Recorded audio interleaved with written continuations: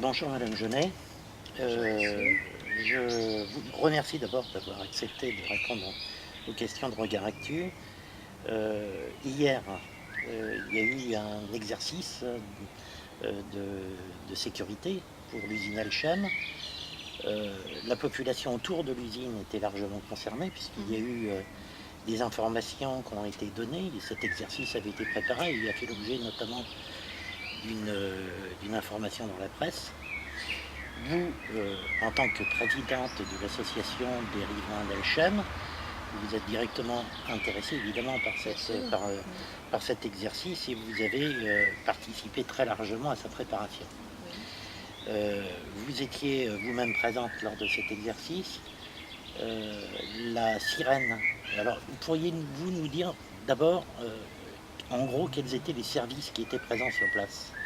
Alors les services, c'était tous les services de l'État, de la sécurité civile, de la municipalité, la préfecture, le SAMU, les pompiers, et puis tous les gens qui s'occupaient de faire les évaluations qui étaient faites par la sécurité civile, la Croix-Rouge et les gens de notre association qui avaient accepté de participer à l'exercice. Donc, qui était partie Qui prenante, étaient évaluateurs. qui était évaluateur. Voilà. Très bien.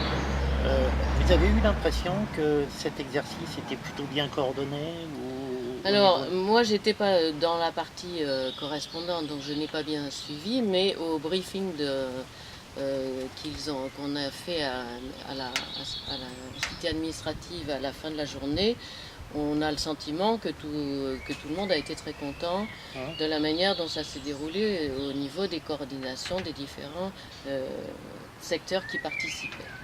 Par contre, en ce qui concerne la population, j'aurais énormément de réserves. D'autant que vous êtes parti vous-même en solo. Oui, alors d'abord périmètre. parce qu'il y a un gros problème, c'est que la première chose qu'ils voulaient tester dans cet exercice, c'était aussi comment fonctionne la sirène et comment elle est entendue. Et en fait, on s'est rendu compte, évidemment, et ça on l'avait déjà dit bien avant, que la sirène, on ne l'entend pas. Et même les gens avertis n'entendaient pas toujours la sirène. Il suffit d'avoir des doubles vitrages chez soi et on n'entend pas la sirène. Et sitôt qu'on est un peu éloigné, alors là, c'est plus rien du tout, du tout, du tout. Voilà. D'accord. Donc, premier problème. Premier problème, la sirène, ça, c'est à revoir. L'implication des personnes, c'est-à-dire, est-ce qu'il vous a apparu que les personnes étaient sensibilisées à ces situations de risque? Alors, les personnes sensibilisées qui ont été contactées par les binômes d'évaluateurs qui se sont promenés dans les rues, pour les gens qui étaient dans la rue, mais en principe ils ne devaient pas y être, et puis dans les maisons pour leur demander s'ils jouaient le jeu du confinement, on s'est rendu compte que dans les rues adjacentes à l'entreprise, les gens étaient concernés et connaissaient les choses parce que ça fait quand même un certain temps à cause du PPRT. On est bien dans le coup sur le problème, mais sitôt qu'on s'en éloigne, là il n'y a plus rien. Et il y a des secteurs entiers où les gens ne savent même pas que l'usine existe, ne connaissent pas sa dangerosité et ne savent pas ce qu'il faut faire. Et en plus, s'ils ont entendu la sirène, ils ne savent même pas ce qu'il faut faire. Alors, vous dites que dans les environs immédiats, les gens semblaient plutôt bien informés. Oui. J'avoue que c'est pas le sentiment que j'en ai eu, puisque moi-même, j'ai circulé dans cette zone, dans la zone immédiate, dans la rue de la Glacerie tout au début. Oui. J'ai rencontré des personnes des HLM qui tombaient de l'armoire quasiment, Oui. soit qu'elles ne savaient pas qu'il y avait un exercice. Certaines n'avaient pas eu d'information du tout. Alors là, normalement, la préfecture avait organisé une réunion publique pour le quartier parce qu'il voulait informer le quartier plus précisément de cet exercice. Les flyers ont été distribués soi-disant par la poste dans sa totalité, mais il y a un certain nombre de rues qui n'ont pas été distribuées. On a demandé une enquête auprès de la poste pour savoir ce qui s'était passé, parce qu'effectivement, il y a plein de gens qui n'ont pas eu cette information et qui n'étaient donc pas à cette réunion. Donc on peut mieux faire là-dessus. Sur cette... Ah ben oui, il peut mieux faire, et bien sûr, parce que si on n'informe pas les gens, ils ne vont pas chercher l'information tout seuls. Et il y a plein de gens qui n'écoutent pas la radio locale, il y a plein de gens qui n'achètent pas le journal, et donc cette diffusion-là ne les a pas atteintes. Mhm. Vous me parliez tout à l'heure de, comment dirais-je, de l'hôtel qui est situé tout à côté de Liechtenstein, qui Oui. est l'hôtel F1. Oui.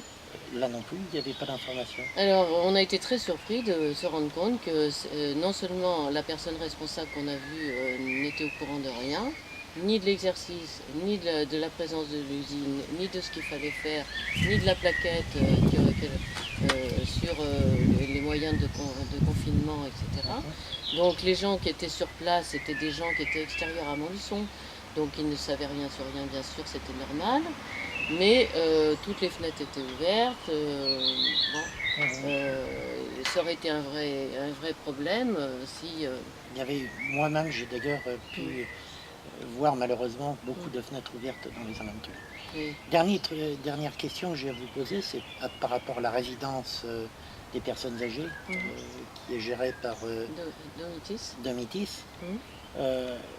Visiblement, il y a un problème là-bas. Ah ben, il y a un énorme problème parce qu'il y a systématiquement un refus de coopérer ou d'information.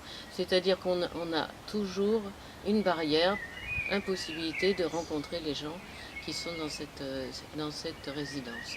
Donc on ne peut pas ni les informer, ni les faire participer. Ils ont refusé de participer à l'exercice. Quand vous dites « ils ont refusé », c'était la personne qui nous accueille quand on rentre dans cette maison.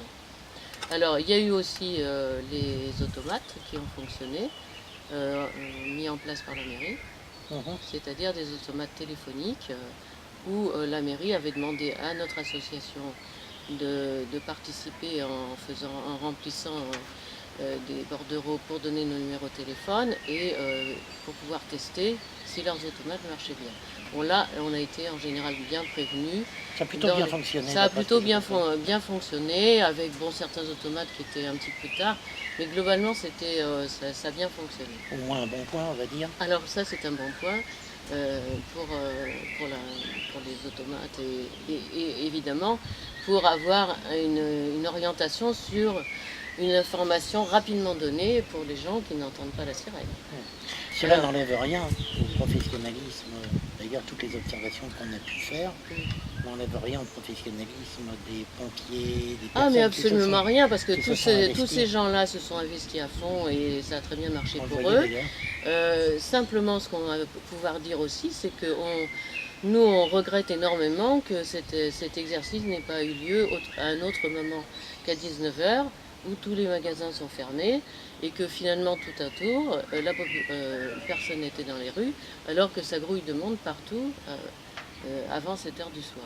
Et qu'on aurait aimé se rendre compte de ce qui se passait au niveau de la population, pour un exercice comme ça, quand il y a beaucoup de monde, enfin quand il y a du monde normalement dans la rue et dans les magasins.